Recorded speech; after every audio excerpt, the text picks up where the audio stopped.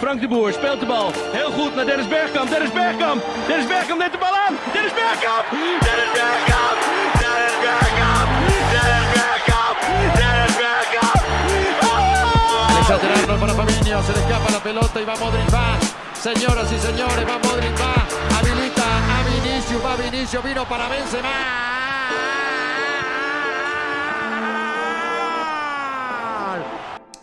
Paris et ses banlieues, bonsoir. C'est parti pour le deuxième épisode du Ventre Mou. L'équipe, ça bouge pas, c'est la même. On est avec Aurélien Gilles. Comment ça va, Aurélien ? Ça va très bien, merci. Je suis Aurélien Gilles.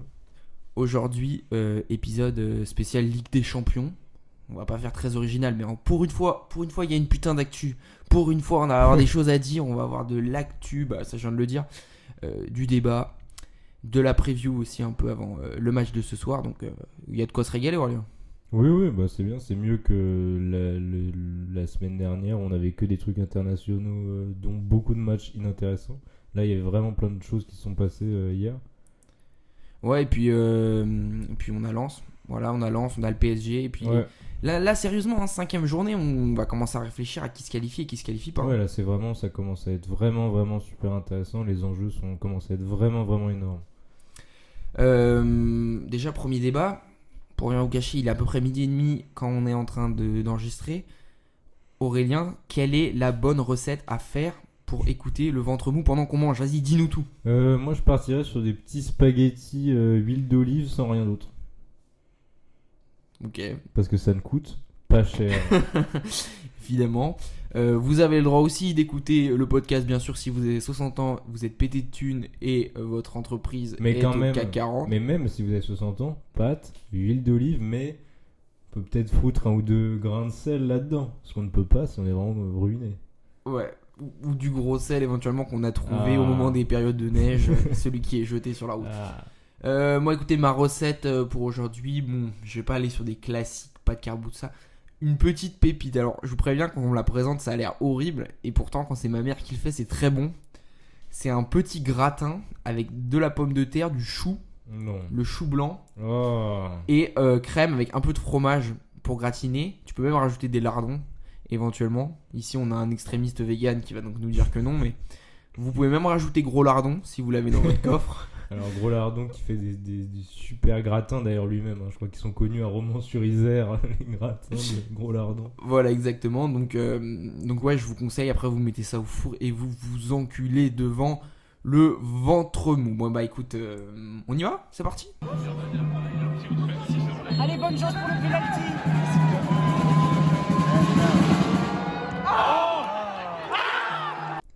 Alors aujourd'hui, pas vraiment de gros débat, on va juste faire un retour sur le match de hier soir. Donc, je pense que tout le monde l'a suivi parmi nos fidèles auditeurs qui se comptent sur les doigts de pied. PSG Newcastle, déjà, quel est ton ressenti, toi, un peu encore, on va dire, pas à chaud, à tiède ? Franchement, si on voit que le résultat, on voit un partout, dont un penalty.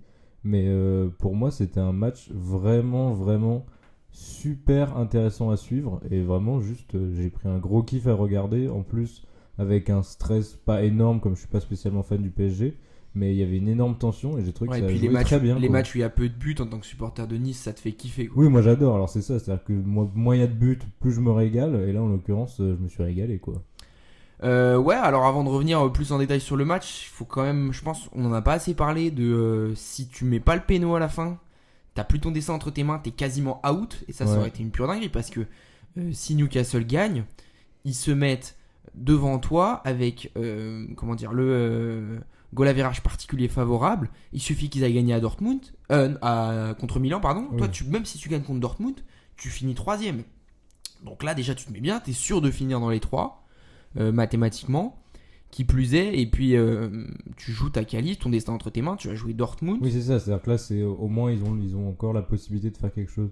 Mais on va peut-être rentrer directement dedans, mais justement, je trouve que ça aurait été vraiment injuste si le PSG avait pas pris ce point, quoi, personnellement. C'est vrai qu'il y a eu un gros. Ça, c'est le premier. On part tout de suite sur le premier gros point, le gros manque d'efficacité oui, offensive. Ah, oui. Parce que ce qu'on a en tête, c'est forcément la fin de match où tu as une accumulation, Oh là mais là. dès la première Oui, mi-temps. oui, oui. Refaites-vous le résumé pour ceux qui ont regardé le match hier. Vous allez voir en première mi-temps, il y a la Madjer d'Mbappé, Ouais. il y a les occasions pour Dembélé, t'as la frappe de Fabian Ruiz qui part dans les nuages. T'as quand même beaucoup d'occasions. Hein.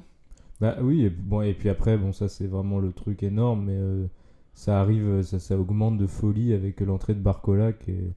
Bon, Barcola, on en reparle après. Je garde ça pour tout à l'heure, mais Oui, oui, alors sinon, bah, j'aimerais bien, en parlant des frappes de Fabian Ruiz, je trouve qu'il y a eu, en plus d'un manque de finition pure comme ça devant le but, il y a eu des mauvais choix malgré des bonnes constructions sur la fin avec plusieurs joueurs, dont Asensio, Ruiz et un dernier dont j'ai oublié. au milieu.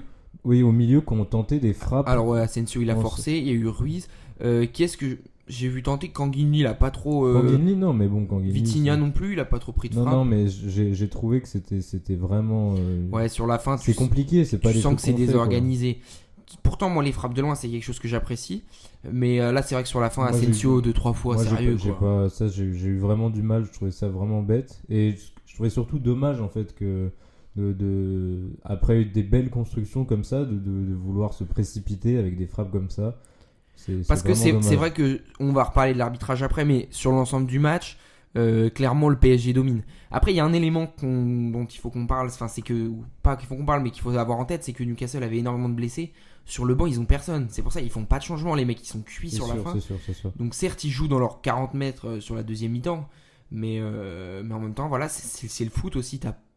Tu te mets dans ce genre de situation, ça arrive, il faut savoir Ouais, s'adapter. Non, mais c'est sûr. Mais voilà, juste si on peut commencer comme ça. Moi, grosse impression, j'ai beaucoup aimé le match et je trouve que le PSG démérite pas, et même j'oserais même dire que je trouvais qu'il méritait une victoire. Mais Ouais, mais écoute, ils vont le chercher à la 98e comme ça sur cette fin de match. Voilà, moi globalement, j'ai trouvé que bon, on va rentrer dans l'évaluation joueur par joueur juste après, mais que globalement, il y avait du danger qui venait de Dembélé, potentiellement un peu d'Mbappé au milieu de terrain. C'était pas mal, mais il manque une petite étincelle quand même dans cette équipe.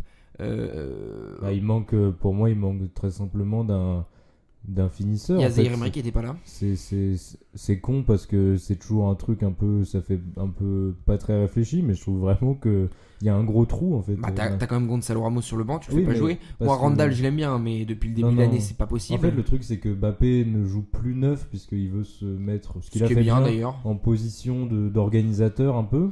Mais Ouais, donc, moi je l'aime bien quand il part de la ligne, qui Voilà, rentre. ça c'est très bien, mais donc ça veut dire qu'on a plus de neuf autour de Barcola si on décide de le faire jouer et Dembélé. Et on l'a vu hier, c'est vraiment pas possible d'avoir. Ouais, après, il y a franchement les choix de Luis Enrique dont on peut parler. Ouais. Moi, je comprends pas comment Vitinha il peut pas être titulaire. Et Dieu sait que les saisons précédentes, j'étais vraiment pas fan de ce Mais mec. là, c'est une saison énorme. Hein. Quand je suis allé le voir au Groupama Stadium, il m'a impressionné et franchement, je le trouve Il est très très bon. juste. Fabien Ruiz, c'est un mec, si tu y se mets dans les bonnes conditions, il a vraiment de la qualité aussi. Enfin, je dis pas qu'il vole la place, ou Fabien Ruiz ou un autre d'ailleurs, mais je trouve que c'est dommage de se priver de Vitinha. Kanguinli, peut-être qu'il apporte plus quand il rentre. Moi, je sais pas. Après, c'est sûr que quand les deux sont sur le terrain, Kanguinli et Vitinha, je trouve que ça fonctionne très bien. Mais après, pourquoi pas, ouais, un Kanguinli qui est là pour un peu motiver en entrée de jeu et relancer avec une vitesse de percussion, des dribbles, etc. Pourquoi pas. Mais c'est vrai que sinon, moi, je trouve que Vitinha marche très très bien avec Kanguinli, les deux sur le terrain. Ouais, bah ouais, après je sais pas si tu peux faire 90 minutes voyager comme ça en Ligue des Champions non plus avec, mais bon.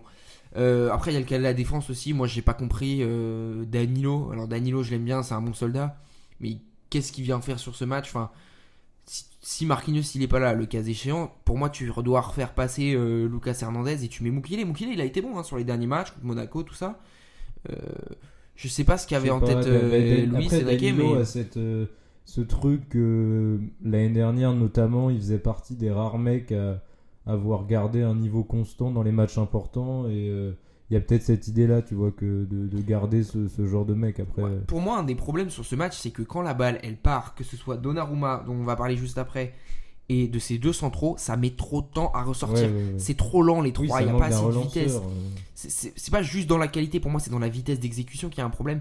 Et du coup, forcément, enfin, c'est une équipe qui va jouer bloc bas, elle est en place derrière. C'est difficile de trouver des espaces, tu vois, pour Mbappé, c'est pas des matchs faciles non plus. Donc après, il a eu quelques fulgurances, mais globalement, il a été moyen. Je sais pas ce que t'en penses toi, mais Oui, bah après je trouve par contre je trouve vraiment qu'il a été juste. C'est-à-dire que hormis la Madjer, etc., j'ai trouvé qu'il y avait vraiment peu de déchets dans le jeu. Et là où la vraiment- Madjer, je te trouve dur. Pour moi, c'est le geste qu'il faut faire à ce moment-là. là où non mais Pop, c'est- il fait un gros match. là où ah oui c'est énorme ça. Non mais là où c'est vrai qu'au début de saison quand il a voulu prendre ce rôle à la place un peu d'un Neymar Messi, etc., il y avait énormément de déchets. Et je trouvais que ça marchait pas. Là je l'ai trouvé en fait surtout très juste en fait. J'ai trouvé qu'il y avait peu d'erreurs et qu'il y avait beaucoup de bons choix. Donc moi j'ai bien aimé. Après c'est pas un match exceptionnel, mais mais je pense qu'il a été bon au bon moment. Bon, ça a pas spécialement marché pour plusieurs raisons, mais j'ai trouvé qu'il a été bon quand il le fallait et j'ai trouvé juste en fait. Ouais. C'est ça qui m'a impressionné. Bon, pour prendre un peu ligne par ligne, Donnarumma. En fait, Donnarumma, moi j'ai un vrai problème avec ce mec, c'est que des fois il va te faire des matchs de ouf, il va te faire 2-3 matchs de ouf, et derrière il va enchaîner 2-3 boulettes. À Monaco, il donne un but. Là, franchement, ce soir, c'est lui qui donne le but. Alors, certes, c'est Livramento, je crois, qui fait le slalom de ouf là. Enfin, je sais pas comment en Ligue des Champions, t'as un latéral gauche qui est droitier, qui peut prendre le ballon, slalomer devant la surface, etc. Derrière, Almiron, il frappe, et là, il la relâche. Elle est pour lui, tu sens que le mec il a un problème de confiance, ou je sais pas, après gardien c'est un Je poste sais très pas, dur, je mais sais pas, mais c'est vrai que franchement les erreurs s'accumulent en fait et c'est dommage parce que c'est un gardien qui est d'un talent énorme, etc. Mais c'est vraiment des erreurs au mauvais moment à chaque fois quoi. non mais là franchement tu prends le mec en face, entre Pope et Donnarumma, cette année moi je préfère avoir Nick Pope, dans mes cas il fait un match de ouf, maintenant si tu prends même les 4 gardiens de la poule, tu rajoutes Maignan et Kobel, Oui c'est évident. j'ai presque envie de me dire, Presque envie de Donnarumma prendre il est Kobel, 4, quoi. il est 4 sur 4, bon moi je prends Maignan mais... Non, mais je veux dire, Ah oui. par rapport. Mais après, c'est. Enfin, de toute façon, elle est inévitable la comparaison, mais quand on voyait ce que faisait Navas et la sérénité qu'il incarnait, c'est vraiment dur, quoi, de voir. Parce que Donnarumma, il est pétri de talent, il peut faire des arrêts, et il les fait d'ailleurs exceptionnels, mais il y a un réel manque de sérénité. Est-ce que c'est de la confiance perdue pour plusieurs raisons, les échecs, etc. Je sais pas, mais il y a un réel manque de Ouais, et pareil sur sérénité. son jeu au pied, donc on parle beaucoup. Oui, C'est oui, pas qu'il ça- est pas capable comme certains gardiens, il peut te mettre des très bonnes transversales, etc. Mais il y a deux problèmes. Déjà, de une, c'est qu'il est pas très fiable. Il y a un moment où il se manque, et puis surtout, c'est extrêmement lent. Il contrôle à chaque fois. Il prend vraiment. Tu vois, c'est pas un. Après, il y a des gardiens qui ont un tu mauvais prends- jeu de pied, mais qui sont intraitables et exceptionnels sur la ligne. Et justement, Donnarumma. Ah oui, si en plus il commence à faire des Voilà, fautes de c'est main, ça le truc, c'est qu'il fait des fautes de main, donc c'est compliqué de lui pardonner un jeu de pied pas fiable. Il a vraiment, s'il il commence à avoir des trous dans son jeu partout, c'est Ouais, vraiment puis dur. tu vois quoi. même avec Skriniar à la fin. Enfin, Skriniar, il a pas confiance. Ouais. Des fois, tu joues contre nature du coup à cause de ça. Et c'est vraiment dommage. En plus, là, tu vois, avec cette défense centrale de Danilo, Skriniar. Putain, c'est lourd. Skriniar, j'ai regardé, il a 28 ans. On dirait qu'il en a 35, Oui, c'est 36. dur. Oui, c'est ça. C'est des charrettes. Là où il était super fort à l'Inter, c'est parce qu'il jouait dans une défense à 3 aussi. Et tu sais très bien qu'une défense à 3, ça te cache un peu le manque de vitesse.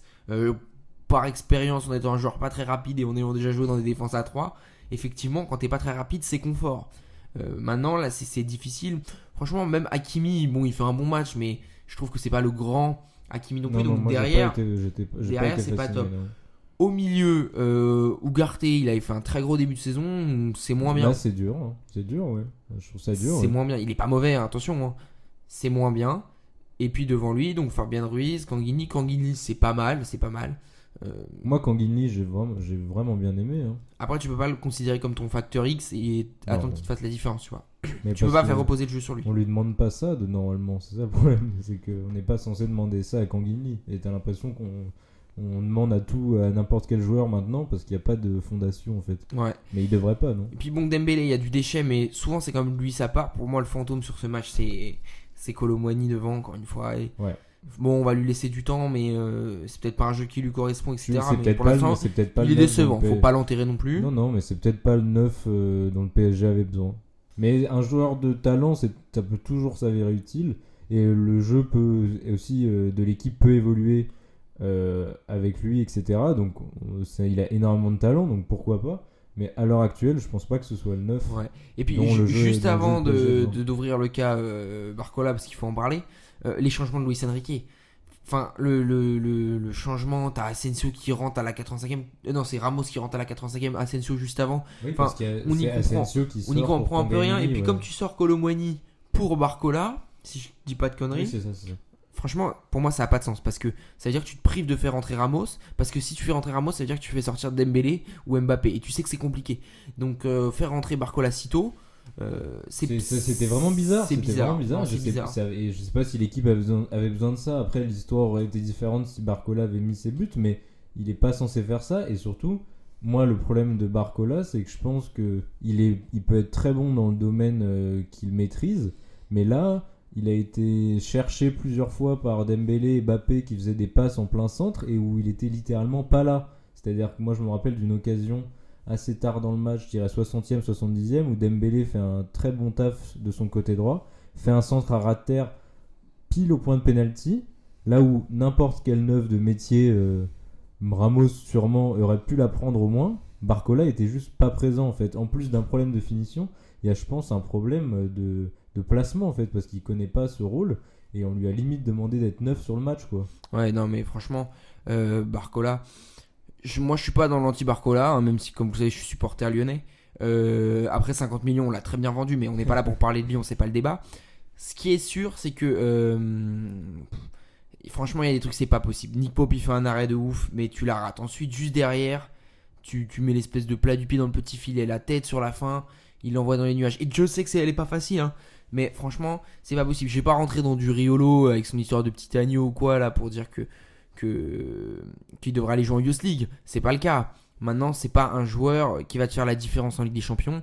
C'est pas. Alors oui, c'est un peu un chouchou du parc vu le contexte. Pour moi, c'est pas il l'a mis dans une situation super inconfortable. En fait, c'est pas lui normalement qui aurait dû rentrer. Mais Barcola, c'est trop tendre pour l'instant. Moi, le mec, il a fait 6 mois en Ligue 1 et il se retrouve à jouer au PSG en Ligue des Champions. On dit dur, ah ouais. Et les mecs qui disent oui, mais laissez-lui le temps. Il a 20 ans, même pas. Et etc. le PSG n'a pas le temps en fait.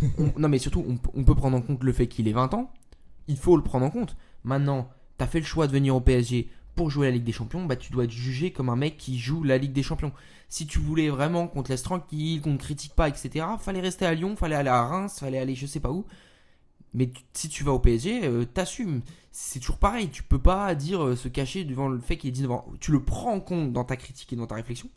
Mais pour autant, c'est pas pour autant qu'il est immunisé à la critique. Moi, sur ce match-là, il fait un match dégueulasse. Il a failli niquer le match par ses ratés devant.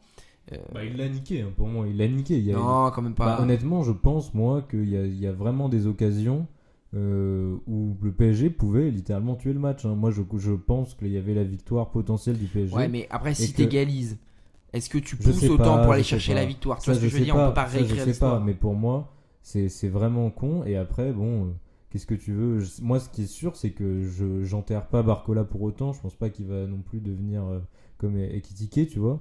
Mais ça, on en reparlera. Mais juste, pour moi, t'es pas censé faire rentrer Barcola. Moi, j'aurais 100% fait rentrer un Ramos, c'est sûr. Même tôt dans le match, hein. Pour moi, il a été rentré beaucoup trop tard, Ramos. Et je ne pense même pas qu'il ait touché un ballon. Et parce que je pense pas que Barcola, c'était le mec à mettre. Parce que par rapport à son jeu, et comme tu as dit, par rapport à son peu de connaissance de la coupe qu'est la Champions League, quoi. Non mais voilà, moi juste ce qui me saoule, c'est de le fait qu'on ne pourrait pas le critiquer ou quoi, parce que il est jeune, parce qu'il vient d'arriver. Non, on le critique en le prenant en compte. C'est juste ça que moi je voulais avancer. Et donc après, pour revenir sur l'histoire de il tue le match ou pas, c'est l'heure d'ouvrir le dossier Simone Marcignac. Je sais pas comment ça se prononce, je parle pas polonais. On n'a pas envie de bien prononcer son nom. Vous m'en excuserez. C'est pas attention, il fait pas un mauvais match dans son arbitrage. Pas dans l'ensemble. C'est pour moi et quand je dis Marcignac, c'est Marcignac et son équipe, hein, parce que je prends en considération la VAR, les assistants, tout le monde. T'es le corps arbitral, t'es un ensemble. Seulement, moi je comprends pas. C'est quoi ce penalty qui siffle à la fin? Il y a jamais main. Il cède. Pourquoi? Pour moi, hein, ça c'est mon avis. Parce qu'il y a deux actions extrêmement litigieuses où les joueurs parisiens sont autour de lui juste avant. Et sur les deux précédentes, tu peux siffler penalty. Je dis pas du tout que le PSG a volé Newcastle comme ça peut se dire dans les médias anglais ou les médias espagnols. Alors les Espagnols, c'est le comble qui disent ça, mais c'est pas le débat. Mais tu siffles penalty sur celui où il y a le moins des trois. Pour moi, sur Hakimi, il y a contact, ça siffle. Sur la première main, je sais plus qui c'est Cher ou déjà Livramento, je sais plus. Et là sur la troisième, mais attends, il va prendre l'aisselle des côtes et tout. Non, jamais tu peux siffler. Après souvent on dit que tu sais quand il y a eu des erreurs avant, le penalty qu'on pense Mais après, c'est sûr que pour moi, c'est juste que c'est très con parce qu'il aurait pu siffler ceux avant et que ça fait encore plus dramatique de le siffler à la 98e. Ouais, parce que franchement, il n'y a pas péno. Je pense pas qu'il y ait péno. Après, pour moi, c'est pas non plus un énorme scandale, mais c'est vrai que je l'aurais pas sifflé. Tandis que j'aurais sifflé la première sûrement. Après, pour moi, entre la première main et la deuxième, je vois pas non plus une différence énorme. Faudrait que je revoie tout. Bah, la première, elle est un peu à bout portant. Il a pas le bras très loin du corps, mais il apprend direct là. Elle lui tape le corps avant. Et puis, enfin, franchement, il n'empêche pas un Parisien de prendre le ballon. Enfin, je comprends pas qu'on le siffle. Après, voilà, c'est comme ça. Hein. Moi, j'aurais sifflé la première. Là. C'est Gordon qui fait la faute. C'est Gordon qui s'appelle le 10 là, de Newcastle, je crois. Ouais, c'est Gordon qui fait la faute sur Hakimi. Pour Enfin, moi, là, celle-là, tu peux la siffler, oui, parce qu'il y a faute. qu'il y a mais contact en fait. Pour moi, ça fait compensation. Ça fait compensation, ce truc. Et en vrai, c'est pas si grave. Parce que justement, pour moi, il y avait penalty avant. Après, c'est un peu chiant parce que je pense qu'il y a tout ce drama-là, justement, parce que il est sifflé à la 98e et que c'est ça qui me fait un peu chier. Quoi. Ouais, parce que du coup, c'est ça qu'on retient du match alors qu'on aurait pu Oui, voilà, ouais. en retenir autre chose. Bon, et puis pour conclure sur Marcignac, voilà, moi j'ai un peu de mal avec cet arbitre. Certes, il y a le traumatisme de 2022, mais il y a eu les dossiers, des manifestations où il était présent après la c'est Coupe un du peu Monde. bizarre, ouais. C'est un arbitre très autoritaire. En plus, enfin, moi j'apprécie pas spécialement. Après, il fait pas un mauvais arbitrage non plus, mais c'est que cette décision, mais elle. c'est un arbitrage mauvais à partir des 60 dernières minutes, quoi. Moi, c'est surtout ça, en fait. Ouais, et pas aidé par son équipe du VAR. Oui, non, ça c'est pareil, ça aussi, on pourrait le remettre en question. Mais... Voilà pour ce récap. Oui, vas-y, t'avais un dernier truc à dire. Non, oui, mais c'est juste, moi, ce qui m'énerve, c'est le fait qu'à chaque fois, je trouvais qu'il avait vraiment pas envie d'aller voir la VAR, tu vois. C'est une question aussi de comportement. Je trouvais qu'il était toujours dans son truc où il était sûr qu'il n'y avait pas péno. Après, tu sais, c'est pas toujours lui qui. Ouais, je sais pas, mais c'est une question de comportement que j'aime pas non plus. Où vraiment le mec t'avais l'impression qu'il voulait rien écouter, quoi. Bon, maintenant, t'es obligé d'écouter, mais tu vois, j'ai pas du tout aimé, quoi. Mais voilà, c'est juste ça. Ok. Donc, bon, alors là, l'agenda un peu du PSG. Donc, dernière journée, ils vont à Dortmund. Milan va à Newcastle. On en parlera un peu après ou on en parle tout de suite. Alors, on en parle vite fait de Milan-Dortmund. Tant qu'on est dans la poule, bon, moi j'ai regardé le long format derrière. J'ai un peu écouté ce qui s'était dit sur le match. Voilà, Milan avait beaucoup de blessés aussi. Léao va peut-être revenir pour le dernier match, mais c'est pas dit. Beaucoup de blessés. Ils n'ont pas été très bons. Encore une fois, Giroud il a raté un péno à la 6e minute. De l'autre côté, Dortmund est efficace sans être brillant. Efficace, ils vont gagner le match et puis finalement c'est tout ce qu'on retiendra pour eux. Donc la situation, ça fait que Dortmund a 10, Paris 7 et 5 et 5 pour les dernières. Donc il y a une finale. Parce que si Dortmund gagne contre Paris, les deux autres jouent une finale pour la qualif. Maintenant, les deux autres n'ont donc pas leur destin en main. Paris a l'avantage, mais il faut aller jouer à Dortmund qui va jouer aussi le match sérieusement parce que Dortmund n'est pas sûr d'être premier étant donné que Paris a gagné le match aller. Une victoire du PSG et il finirait même premier. Comment toi t'abordes ce match-là? Comment tu le sens à 2 semaines du rendez-vous? Il va se passer des choses entre temps. Le match Dortmund-Paris? Ouais. Bah, je sais pas, moi je suis toujours assez optimiste avec le PSG de cette saison parce que je sais pas, je les aime. En fait, j'aime beaucoup comment ils jouent. C'est que dans ma tête, je fais tellement une grosse comparaison avec le PSG de Galtier où je trouvais c'est un des pires jeux que j'ai jamais vu chez une grosse équipe où il y avait aucune identité. Là, j'ai l'impression que ça joue et après avoir vu ce match-là, je me dis, pour moi, il n'y a pas de raison que le PSG puisse pas aller chercher une victoire parce que pour moi, il y a un gros problème, certes, dans les choix d'Enrique au tout début, mais je trouve qu'il y a des vraies belles ententes sur le terrain et qu'il y a du vrai talent qui est bien mis Après, là, sur le jeu. pour le coup, par rapport à certaines années, t'as pas une équipe spécialement expérimentée. Non, Ça c'est va être un match difficile hein, et C'est tu vas avoir sûr. la pression hein, parce que d'habitude tu es toujours qualifié avant, ce coup-ci tu ne l'es pas. Moi d'ailleurs je suis un peu déçu de cette poule au global où je trouve que ça joue bien mais c'est pas non plus fantastique. Les matchs de Dortmund contre Milan ou même contre Newcastle étaient pas dingues. Finalement c'est le PSG qui a des matchs spectaculaires. Mais ouais je suis un peu déçu. Mais parce que si les effectifs sont décevants aussi. Hein. Moi je trouve que Dortmund c'est super intéressant sur le papier parce que tu as plein de jeunes qu'on annonce très prometteurs, etc. mais qui au final, moi, me déçoivent un peu. Après, Dortmund, ils finissent probablement Non, mais- premier, Ah non, mais Dortmund- cinquième journée, ils sont qualifiés. Dortmund joue bien. Après, je sais pas. C'est vrai que je suis un peu déçu. Bah, Milan, après, moi, je suis pas spécialement déçu parce que j'avoue que je m'attendais pas à grand chose.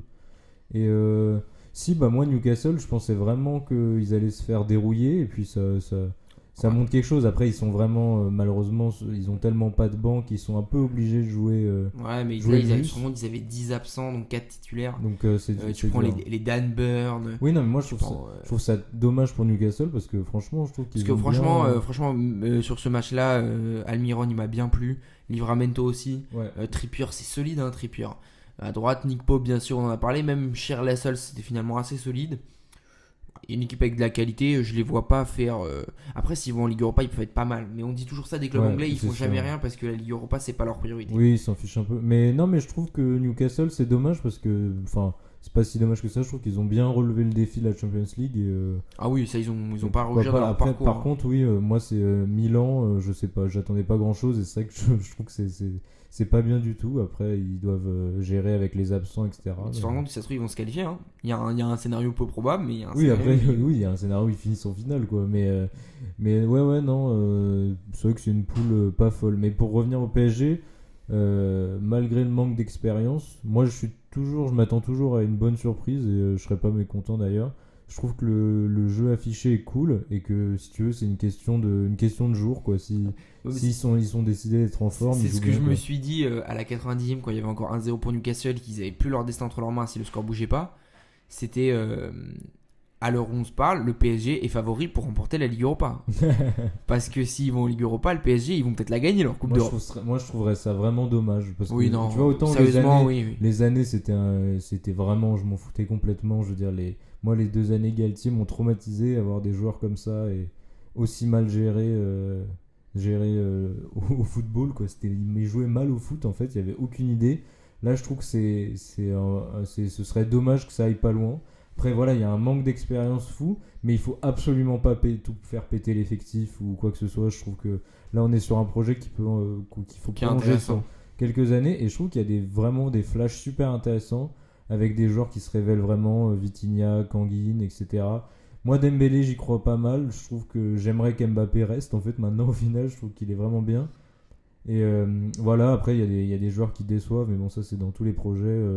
Donnarumma, je sais pas, est-ce que vraiment c'est toujours un projet à long terme s'il continue En comme fait, c'est ça. que aussi tu le payes comme si il était un top 3 au monde et Oui, dans c'est les sûr, faits, c'est il sûr. l'est pas en fait. Oui, en fait, c'est les genres de joueurs où t'es obligé de continuer à croire en lui parce qu'il te vaut beaucoup trop cher, il te fait beaucoup trop cher.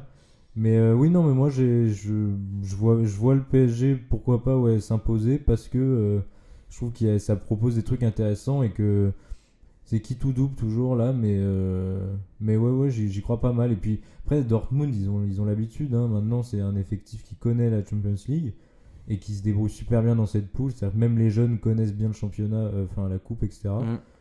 Mais non, moi je crois pas mal dans le PSG, j'avoue là. Eh bien, c'est parfait. On referme le dossier PSG et on ouvre le dossier des autres poules. Oui, parce que donc hier, on a eu des nouvelles équipes qualifiées officiellement. On commence vite fait par la poule E, Atlético et compagnie. Donc l'Atlético qui a gagné 3-1 à Feyenoord. Bon, ça, on va pas vous mentir, c'est les matchs qu'on n'a pas regardés. On va pas faire comme si on avait vu Oui, tous les parce matchs. qu'on connaissait un peu l'enjeu, etc. Ouais, mais- et puis franchement, c'est une poule Lazio. Qui a envie de regarder Lazio? Bon, moi, je suis déçu pour Celtic Glasgow qui en Ouais. plus en prend 2 dans les 10 dernières minutes par Ouais, c'est immobilier. con, mais- c'est dommage, mais bon, je pense pas Comme qu'ils d'hab, hein, de toute sont- façon, le Celtic c'est toujours pareil. Ouais. On est content qu'ils soient là, ils se font poutrer et rentrent à la maison. Dans cette poule, il y a encore un peu d'enjeu parce qu'il y aura une finale pour la première place entre la Lazio et l'Atlético. En revanche, Feyenoord est sûr de finir 3. C'est bien pour le coefficient UEFA des Français qui ne soient pas dans les deux. En revanche, ils peuvent faire un parcours en Ligue Europa, ça c'est moins cool. Et le Celtic est donc éliminé. Avantage de l'Atlético avant le dernier match face à la Lazio. L'autre poule, on va parler rapidement, c'est celle du Barça. Le Barça qui a gagné 2-1 face à Porto, Cancelo et Félix ont Oh là marqué. là, Xavi qui se fait sauver son cul encore une fois, c'est pas possible quoi. Bon, du coup, le Barça c'est premier, c'est sûr, je crois. Ouais, c'est sûr. Oui, non mais c'est bien pour le Barça, mais c'est vrai que Xavi qui se fait sauver par le talent de ses joueurs, qui se fait sauver son poste quoi. Bon, après, Porto c'est pas brillant. Et Porto va jouer une finale contre le Shakhtar parce qu'ils sont à égalité de points. Je sais plus si c'est à Porto ou si c'est en Allemagne qui joue, il me semble, le Shakhtar avec les histoires de pas possibilité de jouer en Ukraine, pour dire ça comme ça. En tout cas, ils sont à égalité de points, ça c'est sûr, 9 points chacun. Donc ça va être un match chaud parce que le Shakhtar, ils ont beau avoir entre guillemets sur le papier une équipe pas ouf, ils font les résultats, ils sont là. Je pense que ça c'est pareil. C'est à l'Estadio do Dragão. Vous apprécierez l'accent ça portugais. peut s'expliquer aussi par une connaissance de la Champions League, ça par exemple aussi. Ouais, et puis il y a Je sais aussi pas peut-être si- cet aspect de la fierté. Oui, peut-être, mais je sais pas s'il y a eu tant de mouvements que ça dans l'effectif, hormis les gros noms, etc. Depuis la guerre, ils ont perdu tous les Brésiliens, quoi. Oui, c'est ça.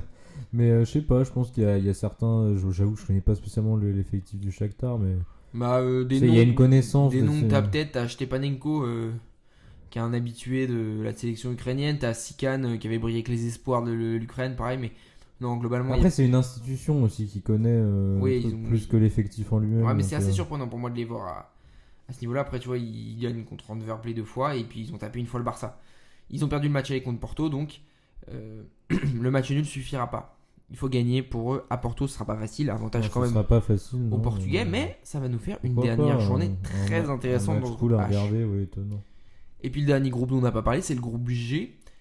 Avec City, la remontada, 3-2, ils s'étaient menés 2-0 avec un doublé de Luis Openda, je pense que vous avez pu suivre un peu. Et puis Haaland, Foden, Alvarez et compagnie, avec Doku qui n'a pas marqué mais qui a été brillant.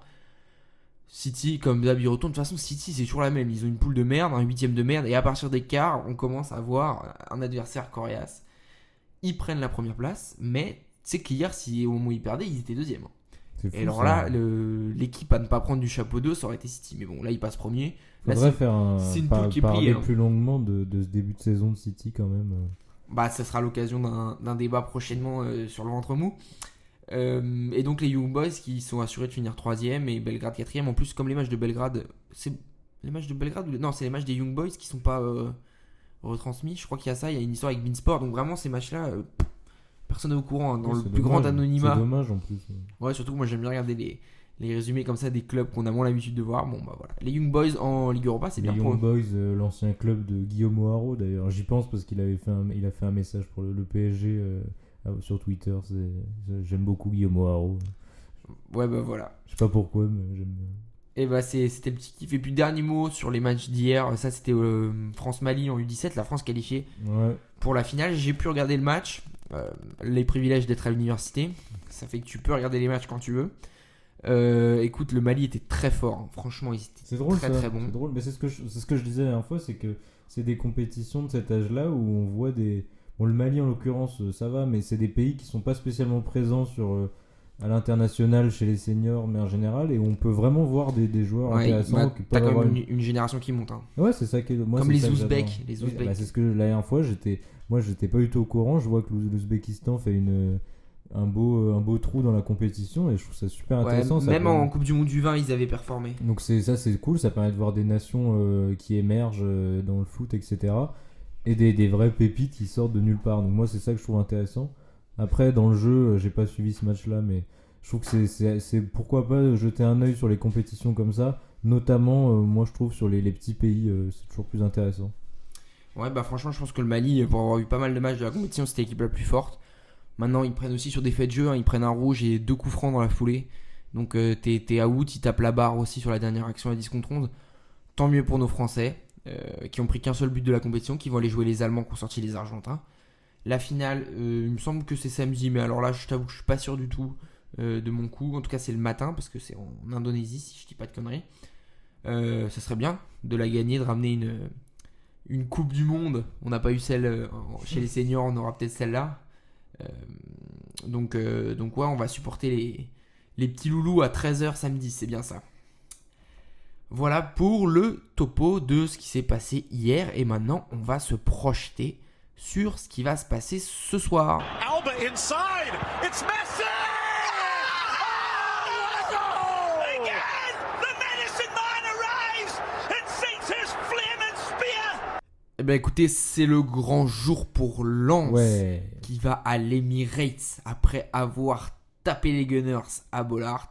Cette fois, c'est à Londres. Bon, on y croit parce que Oui. impossible n'est pas lensois, mais Oui, on a envie d'y croire surtout. On a envie ouais, d'y croire. en tout cas, Plus on que a ça, je envie pense. de les voir faire un gros match, de les voir porter leurs couilles, jouer dur comme des bonhommes, et pourquoi pas après tout est possible dans la vie, même si à l'Emirates, ça paraît C'est compliqué. dur, oui, c'est dur, mais c'est pas non plus infaisable, hein. Pas du tout ça, je pense. Est-ce que ça relève de l'exploit? Peut-être un peu, mais Ah ouais, pas non. oui. Déjà, Ouais. un match nul, pour moi, ça relève de Oui, l'exploit. je pense, oui, mais ils peuvent aller le chercher, ça c'est sûr, ça c'est sûr.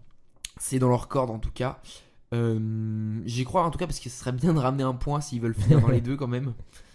Même dans les trois, dans tous les cas, il y aura une finale à Séville. Quoi qu'il se passe ce soir, t'as une finale à Séville, soit une finale directement face à Séville, si par exemple ils perdent et que le PSV gagne, parce que le PSV prendra le large, ou face au PSV à distance. En tout cas, il y a vraiment un truc cool à faire pour les Lensois. Ils sont encore en vie au moment d'aller à l'Emirates. C'était déjà pas gagné avant. Non, mais c'est Ils sûr, seront hein. encore en vie dans la dernière journée à Bollaert. Voilà, donc il y a de quoi espérer. Quand on y pense, c'est quand même assez fou, quoi. Enfin, je veux dire, tu ramènes il y a 4 ans, de se dire que le RC Lens a la possibilité d'aller pourquoi pas chercher des 8e en Ligue des Champions face à Arsenal, c'est quand même un truc de ouf. Mais ouais, après, si on peut aller plus dans le jeu, moi ce que je trouve bien, c'est que on a un Lens qui est en forme dans le championnat, là où ça avait vraiment mal commencé. Nous, on en avait parlé tous les deux, on était assez sûrs qu'ils allaient commencer à quand même se remettre Ouais, bien. on était d'accord. Et, sur ça. et c'est ce qui se passe là depuis quelques semaines. Il y a les nouvelles recrues qui sont en forme. Je pense vraiment en premier à Eli Wahi. Là, c'est bon, il s'est bien implanté dans le système. Il met ses buts, etc. Et sinon, de manière générale, la mentalité et le jeu qui était présenté ces dernières années est de retour. Donc on est sur un RC Lens qui arrive en forme et plutôt confiant. Ça n'empêche pas que le match est super dur, ça c'est sûr. Mais au moins, on peut noter que le RC Lens arrive dans une situation pas dégueu déjà, ce qui est quand même mentalement plutôt cool. Ouais, et puis c'est ça quoi, envie. Et puis Il y a tout les est joueurs, possible. il y a Donc les là, joueurs j'ai la qu'il faut. compo probable devant les yeux, donc là c'est toujours pareil en 3-4-2-1. Quelques choix forts, bon derrière ça bouge pas, un Grady, Danso, Medina, Samba. Frankowski à droite, Eidara qui serait apparemment préféré à Machado, c'est peut-être un peu plus défensif comme choix, donc Machado sur le banc. Au milieu de terrain, encore une fois, Mendy avec Abdoul Samed. Et devant, Sotoka ça bouge pas, Wai ça bouge pas, et Fulgini plutôt que Thomasson. Ça c'est un peu étonnant ça, non? Bah c'est toujours la balance entre les deux, entre Fulgini et Thomasson, c'est pas exactement le même apport. Après c'est des compos probables, hein, ça peut vraiment Oui, changer et puis, d'ici ce soir, mais voilà. Et puis du côté d'Arsenal, le retour de Kai Havertz titulaire, c'est la grosse équipe, hein. Saka, Jesus, Martinelli, au milieu de terrain Rice, Odegaard, Havertz, et en défense Zinchenko, Gabriel, Saliba, White, Raya. Ça oui, non mais c'est Il y sûr. a pratiquement pas d'absents du côté d'Arsenal. Du côté de Lens, les absents, il y a Guilavogui qui avait pris rouge en fin de match, et Cabot qui est blessé, mais sinon pareil, pas trop d'absents. Les grosses équipes, ça va pas être facile, hein. Ça va pas être facile, mais il va falloir tout donner, franchement, parce que Lens, c'est une équipe qui a du cœur, c'est une équipe qui est capable. Par cage visiteur, il va être plein à craquer. Moi j'y crois. Je vais être à fond devant le match. Oui. Surtout qu'ils auront déjà le résultat de Séville PSV. Ça, c'est quand même. Enfin, Ça, eux, c'est- je pense qu'il faut pas que ça leur change quelque chose. Mais nous, de notre œil, Oui. ça va nous permettre de voir. Ce serait quoi le mieux, honnêtement, entre le PSV. Le problème, c'est que le PSV, ils vont jouer Arsenal le dernier match qui serait déjà qualifié pratiquement. Enfin, s'ils gagnent contre Lens. Le calendrier est pas favorable, mais bon. Pourquoi pas. Ou alors, il faut se dire qu'il faut espérer que PSV gagne. Et si comme ça, tu te dis que tu assures ou presque la 3ème place. C'est un autre point. Oui. Mais je pense pas que ce soit la mentalité de Lens. Non, mais de toute façon, faut pas calculer. Mais non, c'est sûr. Après, voilà, moi, le gros facteur, c'est qu'Arsenal, il va en mission, quoi. Arsenal, il va, donc, comme Oui, tu as dit, avec Arsenal tout son effectif. Pas qualif, et puis en plus, Arsenal, ils il doivent va- laver l'affront du match aller. Quoi. Arsenal, il va pour gagner le match. Et ça c'est vraiment pour moi un truc énorme parce que on sait que n'importe quelle équipe qui va un peu à la légère peut être battue. Un Arsenal en mission comme ça, c'est d'autant plus dur, c'est sûr. Voilà. Et puis dans les autres matchs, pour compléter un peu cette rapide preview, parce qu'on a déjà pas mal parlé des matchs d'hier, il y a de l'enjeu énormément dans le groupe A avec Galatasaray United. Donc là, moi je vous le dis, ça me pose problème ce qu'a fait l'UEFA. En fait, en mettant ce match à 18h45 et en mettant aussi Séville PSV, c'est lequel je regarde. Je vais être obligé de faire du double écran, et si je fais du double écran, je suis moins concentré sur le match. Et en plus, je serai en cours de maths, accessoirement. Mais ça, ça c'est pas important. Ouais, parce que du coup, là c'est une finale, hein. Copenhague à 4 points, le Galatasaray 4 et United 3. Donc United est dernier. Ils doivent gagner en Turquie pour ensuite que ça se passe bien pour eux. C'est super chaud, hein. Ça va être super dur. Enfin, moi, franchement, j'ai pas peur de dire que je vois pas spécialement United comme favori. Hein. Sur ce match-là, j'ai du mal à me dire que c'est les grands favoris, j'avoue. En Turquie, ouais, ça va être Pour chaud. moi, oui, en plus, un Galatasaray qui tourne bien, face à un United qui tourne sauf bien, j'avoue que je suis pas sûr. Ouais, ils ont quand même mis 3-0 cette Il semaine. y a une évolution dans le jeu, les joueurs commencent à s'intégrer dans l'équipe. C'est pas la pire période de cette saison, mais c'est pas non plus une belle période pour United. Et je me dis, je sais pas si United joue vraiment la qualification, j'avoue, dans leur esprit, je veux dire. Oh, si, je pense. Je sais pas, moi. Ouais, je pense quand même. Enfin, c'est presque une sorte de fierté et d'honneur, là, pour le coup. Enfin bon, oui, pourquoi pas, c'est un match intéressant à suivre. Ouais, Après, on a deux putains de matchs. Autant on avait toujours ouais. des affiches de merde à 18h45, autant là, Ouais, c'est cool. là ouais. c'est pas mal. Et puis donc dans le groupe C, bon là c'est une poule. Alors il y a un Real Naples pour l'honneur, ça change rien. Naples finira deuxième pratiquement assurément. Et le Real finira. Enfin, c'est pas qu'elle est mathématiquement, mais c'est en train de très fortement se dessiner. Et le Real premier. Et puis t'as un Braga Union Berlin pour la troisième place, ça c'est pas mal. Mais bon, voilà, vu les affiches de ce soir, je sais pas qui va être devant Braga Union Berlin en dehors des supporters respectifs. Si je dis pas de conneries, c'est deux équipes qui étaient un peu inattendues, etc. et qui déçoivent un peu, non, en championnat, parce que l'Union Berlin avait fait une Ouais, grosse l'Union saison déçoit de ouf. comme Braga. Braga, je sais pas suivi. Mais oui, pour moi, c'est un peu les mêmes profils. C'est des équipes qui ont fait une grosse surprise en championnat la saison dernière. Bon, après, on les attendait pas non plus super haut, mais c'est vrai que l'Union Berlin déçoit de ouf, autant en Champions League, mais surtout en championnat. Donc ça peut être un duel important pour eux, justement, pour cette troisième place qui pourrait signifier quelque chose. Faire un parcours, pourquoi pas, en Europa, ça peut toujours être intéressant pour des équipes mal en point. Ouais. Ouais, et puis ils sont capables, hein, Braga Allemagne, notamment. Braga, par exemple, tu parlais de l'Union, mais Braga, en Ligue Europa, ils sont capables d'aller loin. Ouais. Voilà. Oui, Et parce puis- que Allemagne comme Espagne, c'est des équipes qui jouent vraiment l'Europa League. C'est pas comme les Anglais ou quoi. Ils mettent de l'importance là-dedans. Donc je pense qu'ils peuvent vraiment jouer sur ça vraiment très fort. Ouais. Voilà, et puis la dernière poule, bon, ça c'est la poule moins intéressante, Real Sociedad Salzbourg et Benfica Inter Milan. Alors là, les enjeux, c'est avant la potentielle finale pour la première place entre la Sociedad et l'Inter, marquer des points pour ces deux équipes. Et puis pour Salzbourg, c'est de s'assurer éventuellement la troisième place. Et pour Benfica, de sauver l'honneur un Oui, peu je en sais allant pas, chercher je sais une pas. victoire. Mais bon, honnêtement, voilà, on n'en parlera pas spécialement de cette poule. Surtout qu'on a une probable finale lors de la dernière journée. Et puis pour conclure sur ce deuxième épisode du Ventre Mou, un petit mot rapide. Non pas de biathlon, non pas de golf, ni même de paddle, qui sont pourtant des sujets très intéressants Surtout le paddle. que vous pouvez retrouver dans des podcasts que nous ne produisons pas. Paddle mou. À part le biathlon, parlons biathlon sur YouTube, petite pub, allez streamer. Non, pour la Ligue Europa, Marseille-Ajax, ça c'est un putain de choc. Et dans Ouais. cette poule qui est très serrée, Marseille qui est premier, l'Ajax qui est dernier, Marseille peut en gros aller se qualifier. En cas de Ouais, victoire, ouais. au Vélodrome, ça va être plein, ça va Ce être serait chaud. bien, parce que j'en ai marre d'être déçu de l'OM, moi. même si je Surtout suis pas ce qui fan monte de en l'OM. Ligue 1 en ce moment. Voilà, mais donc j'y crois quand même un peu. Après, c'est sûr qu'on est toujours habitué aux désillusions avec l'OM. Mais oui, quand même, là, il faudrait y aller, quoi.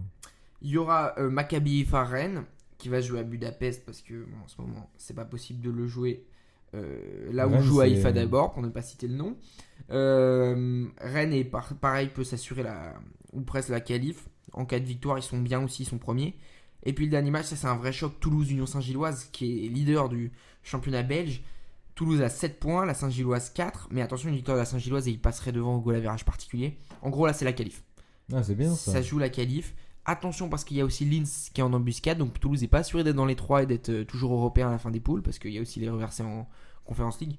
Mais là, gros match à suivre jeudi à 21h. Et puis il y a Ljubljana Lille. Je sais pas si grand monde va regarder à part mon père.